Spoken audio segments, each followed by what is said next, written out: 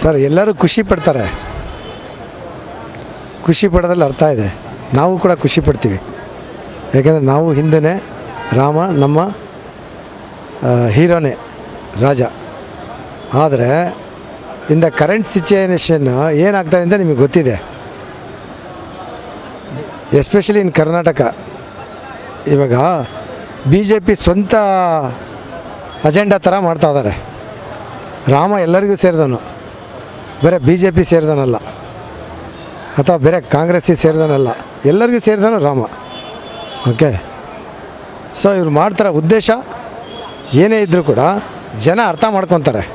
ಈಗ ಉದಾಹರಣೆ ಕರ್ನಾಟಕದಲ್ಲಿ ನಮ್ಮ ಮೋದಿ ಅವರು ಬಂದು ಪ್ರಚಾರ ಮಾಡಿದರು, ಜೈ ಬಜರಂಗಬಲಿ ಅಂತ ಓಟ್ ಹಾಕಿ ಅಂತಂದರು.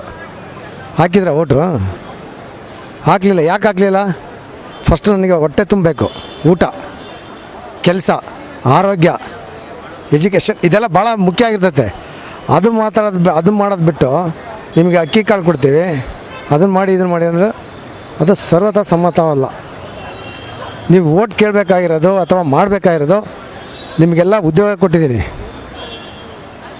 ನಿಮಗೆ ಆರೋಗ್ಯ ನೋಡ್ಕೊಳ್ತಾ ಇದ್ದೀವಿ, ಇನ್ಫ್ರಾಸ್ಟ್ರಕ್ಚರ್ ಡೆವಲಪ್ಮೆಂಟ್ ಮಾಡಿದ್ದೀವಿ, ಹಾಸ್ಪಿಟಲ್ ಮಾಡಿದ್ದೀವಿ, ಎಜುಕೇಷನ್ ಇನ್ಸ್ಟಿಟ್ಯೂಷನ್ ಕಟ್ಸಿದ್ದೀವಿ. ಇದ್ರ ಮೇಲೆ ಕೇಳಬೇಕು. ಆದರೆ ಅವ್ರ ಮಕ್ಕಳು ಆಡಳಿತ ಮಾಡ್ತಾಯಿರ್ತಾರಲ್ಲ, ಅವ್ರ ಮಕ್ಕಳೆಲ್ಲ ದೊಡ್ಡ ದೊಡ್ಡ ಅಧಿಕಾರಿಗಳಾಗ್ತಾರೆ, ದೊಡ್ಡ ದೊಡ್ಡ ಕಂಪ್ನಿಯಲ್ಲಿ ಕೆಲಸ ಮಾಡ್ತಿರ್ತಾರೆ. ಬೇರೆ ಶೂದ್ರ ಮಕ್ಕಳಿರ್ಬೋದು ಅಥವಾ ದಲಿತರ ಮಕ್ಕಳಿರ್ಬೋದು, ಅವ್ರಿಗೆ ಒಡಿ ಕಡಿ ಬಡಿ ಇದು ಹೇಳ್ಕೊಟ್ಟು ಅವ್ರ ಜೀವನನ ನಾಶ ಮಾಡ್ತಿರ್ತಾರೆ. ಇದು ಸರ್ವತಾ ಸರಿಯಲ್ಲ. ಅದು ಸರ್ ಅದು ಎಲ್ಲರಿಗೂ ಗೊತ್ತಾಗುತ್ತೆ ಸರ್. ಇವಾಗ ಕರ್ನಾಟಕ ಜನ ಯಾಕೆ ಈ BJPನ ತಿರಸ್ಕರಿಸಿದ್ರು ಹೇಳಿ? ಸಿಂಪಲ್, ಕಾಂಗ್ರೆಸ್ಗೆ ಯಾಕೆ ಓಟ್ ಹಾಕಿದ್ರು?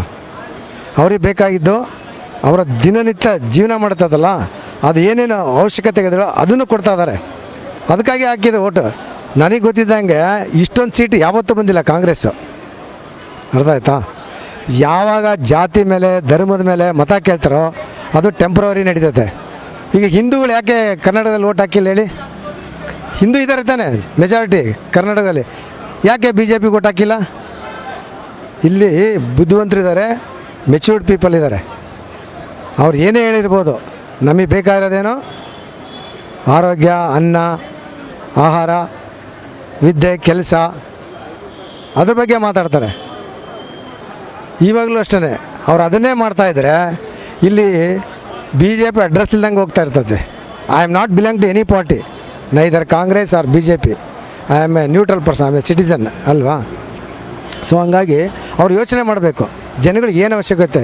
ಇವಾಗ ಇದ್ರ ಮೇಲೆ ದಾಳಿ ಮಾಡಿದರು, ಎಜುಕೇಟೆಡ್, ಎಲ್ಲಿ ಸಂಸತ್ ಮೇಲೆ. ಅವ್ರೇನು ಟೆರರಿಸ್ಟ್? ಅವರು ಟೆರರಿಸ್ಟ ಸರ್? ಅಲ್ಲ, ಜನಸಾಮಾನ್ಯರು, ಗ್ರ್ಯಾಜುಯೇಟ್ಸ್ ಅವರೆಲ್ಲ. ಯಾಕೆ ಮಾಡಿದರು? ಅವ್ರ ಹಸಿವಿರುತ್ತೆ. ನೀವು ಹಸಿವಿದ್ದವರಿಗೆ ಹೋಗಿ ಅಕ್ಕಿ ಕಾಳು ಕೊಟ್ಟು ಮಾಡಿ ಅಂತಂದರೆ ದಟ್ ಇಸ್ ನಾಟ್ ಫೇರ್. ಅವ್ರ ಧರ್ಮ ಅಥವಾ ಜಾತಿ ಅವ್ರಿಗೆ ದುಡ್ದು ಅವ್ರ ಮನೇಲಿ ಆಚರಣೆ ಮಾಡ್ಕೊಳ್ಳಿ, ಅದ್ರ ಬಗ್ಗೆ ನಮ್ಮದೇನು ಅಭ್ಯಂತರ ಇಲ್ಲ. ನಾವು ಕೂಡ ಹಿಂದೂನೇ, ನಾವು ಕೂಡ ರಾಮ ಭಕ್ತರೇ. ಅರ್ಥ ಆಯ್ತಾ? ನಮ್ಮ ತಾಯಿ, ನಮ್ಮ ಶ್ರೀಮತಿಯವರು, ನಾನು ಎಲ್ಲರೂ ರಾಮ ಭಕ್ತರೇ. ಆದರೆ ಅದನ್ನು ನಮ್ಮ ಸ್ವಾರ್ಥಕ್ಕಾಗಿ ಉಪಯೋಗಿಸ್ಕೊಳೋದಲ್ಲ. ಅದೇ 22ನೇ ತಾರೀಕು ಪ್ರತಿಯೊಬ್ಬರು ಅಂದರೆ ಭಾರತೀಯರು ಪ್ರತಿಯೊಬ್ಬರು ಮನೆಯಲ್ಲೂ ದೀಪ ಹಚ್ಬೇಕಂತ ಹೇಳಿ ಒಂದು ಕರೆ ಕೊಟ್ಟಿದ್ದಾರೆ ಸರ್. ಅವ್ರಿಗೆ ಕರೆ ಕೊಡದೇ ಇದ್ರೂ ಹಚ್ತೀವಿ ಸರ್ ನಾವು. ಇವಾಗ ಅವ್ರು ಕರೆ ಕೊಡಲಿಲ್ಲ ಅಂತಂದರೆ ನಾವೇನು ದೇವಸ್ಥಾನಕ್ಕೆ ಹೋಗಲ್ವಾ? ರಾಮನ ಪೂಜೆ ಮಾಡಲ್ವಾ? ಅವ್ರಿಗೆ ಹೇಳ್ತಾರಂತ ನೋಡ್ಬೇಕಾ? ಅವ್ರವ್ರ ನಂಬಿಕೆ ಸರ್ ಅದು.